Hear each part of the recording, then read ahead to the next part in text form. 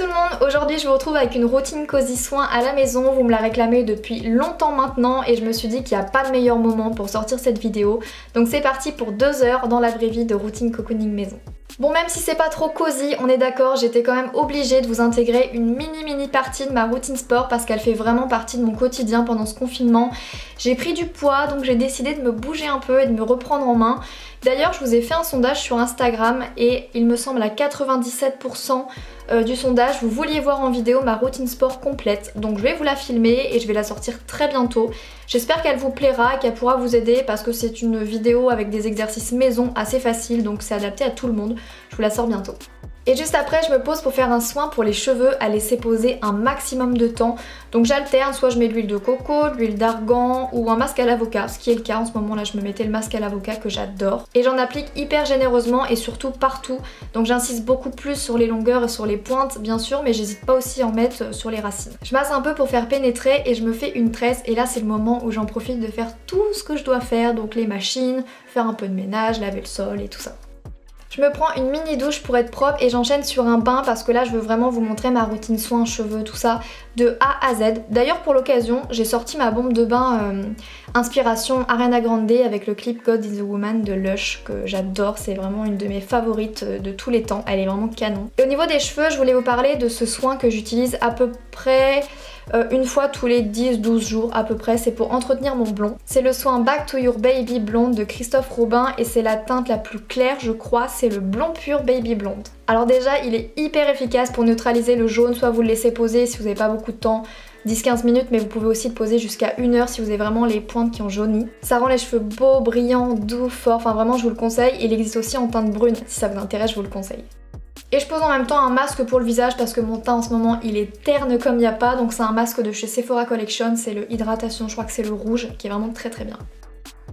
Ensuite, en sortant de la douche, je mets toujours ma petite serviette. C'est une serviette spéciale qui va vraiment vous sécher les cheveux, les compresser et tout. Et du coup, ils sont vraiment bien humidifiés, limite séchés si vous le mettez au moins une demi-heure, 3/4 d'heure. Donc là, je l'ai mis 10-15 minutes, je crois. Et j'enchaîne sur mon brushing. Et honnêtement, pour les nuls en brushing comme moi, il n'y a rien de mieux qu'une brosse soufflante. Je vous en parle depuis limite 5 ans. Ce produit, c'est vraiment de la bombe. Ça me permet d'avoir un semblant de brushing à la maison en 10 minutes top chrono. Vraiment, j'adore. Et je me mets un petit peu d'huile Jisoo, j'en mets vraiment pas très souvent parce qu'apparemment elle jaunit un peu les cheveux. Bon, j'ai rien remarqué jusque là parce que j'en mets pas très souvent, mais elle est tellement hydratante que c'est vrai que j'aime bien la mettre de temps en temps. Et là c'était l'étape que je reculais depuis quelques temps parce que honnêtement c'est la catastrophe. Depuis le confinement je me suis pas épilé les sourcils parce que je voulais me redessiner une ligne un peu plus droite, haute et tirée, bref. J'ai l'idée en tête mais du coup ce qui fait que mes sourcils c'était la catastrophe. Je vous ai mis une petite image et je sais pas pourquoi quand je m'épile le sourcil droit tout va bien mais le sourcil gauche j'ai même pas pu vous montrer une image parce que je ne faisais qu'éternuer tout le temps. Je m'enlevais un poil, un éternuement. Ensuite je me mets des petits patchs hydratation pour le dessous de l'œil, je vous en ai déjà parlé dans une de mes dernières vidéos. Encore une fois c'est pas ceux que je préfère, je n'en ai plus et je n'en ai pas recommandé, je vais attendre la fin du confinement pour m'en recommander, je vous en parlerai. Mais ils sont bien, il faut que je les termine et puis ils hydratent quand même bien, donc j'ai mis ceux-là. Je me passe un petit coup de tonique, celui-ci c'est le Milky Tonic de chez Pixi que j'aime vraiment beaucoup. D'habitude ça me picote un peu au moment du tonique mais celui-là il est vraiment doux, je l'aime beaucoup. Je me mets un petit sérum à base d'huile de chez Glossier qui est très bien aussi pour donner vraiment de l'éclat à votre peau si elle est terne comme moi en ce moment. Je sais pas ce qui se passe mais en ce moment du confinement ma peau c'est une catastrophe. Et je me mets une petite huile pour les lèvres de chez Dior, la nouveauté qui est trop bien. Et là je me sentais fraîche, douce, propre, je sentais bon, ça m'a donné des ailes. Que du coup, après 5 ans ou 6 ans sans faire de crêpes maison, j'ai décidé d'en faire. Je suis ce qu'on peut appeler une pâtissière du dimanche, c'est-à-dire que honnêtement, je suis très nulle en pâtisserie, c'est une catastrophe et pour couronner le tout, je n'avais plus de fouet. Donc j'ai dû écraser tous les grumeaux que vous voyez en ce moment même avec une fourchette. Ça a été vraiment une galère et il restait un peu de grumeaux mais bon ça a été. Mais il faut vraiment que je me rachète un fouet parce que c'est une catastrophe de faire de la pâte à crêpes avec une fourchette. Honnêtement, celle que je vous montre là, c'est la seule à peu près potable que j'ai fait. Du coup, je l'ai mis au-dessus du paquet pour camoufler. Du coup, on dirait que j'ai fait que des bonnes crêpes alors que c'était la seule qui n'avait pas de pâte dedans ou de branches. Mais elles étaient vraiment bonnes et j'ai eu la recette, il me semble, sur le site de Marmiton. Je vous la mettrai en barre d'infos. Elle était simple et elle était très bien, très bonne. Bon là, je vous montre Gossip Girl, mais en ce moment, La Casa de Papel est sortie, donc j'en suis à l'épisode 2. Et j'ai enfin commencé la série Elite, que j'aime beaucoup. Les 2 premiers épisodes étaient vraiment nuls de la saison 1 et après j'ai vraiment accroché, donc là j'en suis à la saison 2. Et pour cette dernière partie de routine cocooning, je vais faire mes ongles. Sachez que je déteste faire mes ongles. Je vous montre un petit peu les produits que j'utilise. Déjà, j'utilise un dissolvant doux. Avant, je prenais n'importe quel dissolvant. J'avais l'impression qu'il n'y avait pas spécialement d'effet sur mes ongles. Alors qu'en fait, ça vous fait des petites stries. Franchement, ça vous abîme trop les ongles. Donc moi, je prends celui de chez Diadermine. C'est un dissolvant qui est doux et qui est très bien. Donc j'utilise un vernis, souvent c'est les Dior ou les Models Arm que j'aime beaucoup, et mon produit vraiment best des best de ma manucure, c'est ce produit OPI parce qu'il fait 3 choses en 1 ou 2 choses en 1, peut-être que je m'enflamme. Je sais plus, mais en tout cas moi je l'utilise en tant que base et en tant que top coat parce qu'il est fait pour les deux. Il a été créé pour être aussi résistant pour l'ongle que pour la dernière couche, enfin vraiment c'est un gain de temps et d'argent parce que du coup vous n'avez pas 20 000 produits et vous êtes sûr de le terminer, donc vraiment je vous le conseille. Je sais pas si vous êtes au courant, mais dès que vous avez passé votre dissolvant, il faut vous laver les mains parce que le dissolvant il reste forcément sur votre ongle si vous les lavez pas et ça va vous grignoter l'ongle, ça va vous l'abîmer sans que vous vous en rendez compte tout simplement.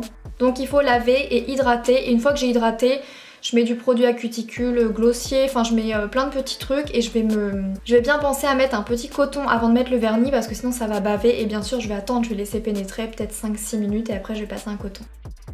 Je vais vous donner quelques astuces pour appliquer votre vernis. Déjà la première couche que vous mettez, elle doit être particulièrement fine. Il faut vraiment qu'il y ait très peu de produit, qu'il y ait le produit un peu partout, mais que ce soit très fin. Pour que ça sèche très rapidement et pour que la deuxième couche puisse être un peu plus épaisse et pour que ce soit vraiment uni, que ça sèche bien, que vous ne faites pas des petites stries parce que ça a du mal à sécher, parce que c'est trop épais.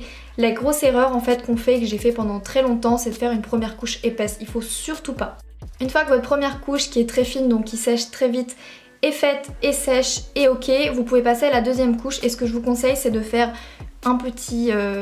ça va être compliqué à expliquer.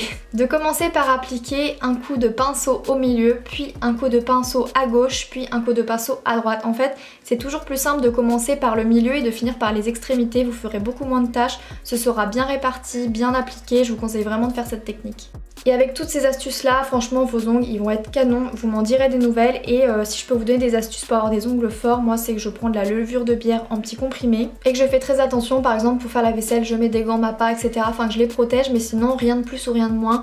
Je fais très attention, je ne les lime limite jamais, je les coupe de temps en temps, enfin vraiment je fais pas grand chose de plus que ce que je vous montre actuellement en vidéo. C'est juste que je les protège, et particulièrement quand je fais de la vaisselle ou ce genre de choses. Et donc voilà pour cette énorme routine cocooning qui là m'a pris à peu près 9-10 minutes, mais en réalité m'a pris à peu près 2 heures. Donc vous avez vu à peu près 2 heures de routine cocooning résumée en 10 petites minutes comme ça. Sachez que demain, si tout va bien, je vous poste un nouveau concours sur Instagram, donc venez nous rejoindre, je vous le mettrai juste ici. Et si cette vidéo vous a plu, n'hésitez pas à la liker et à la commenter. Je vous fais plein d'énormes bisous et je vous donne rendez-vous très vite pour une prochaine vidéo.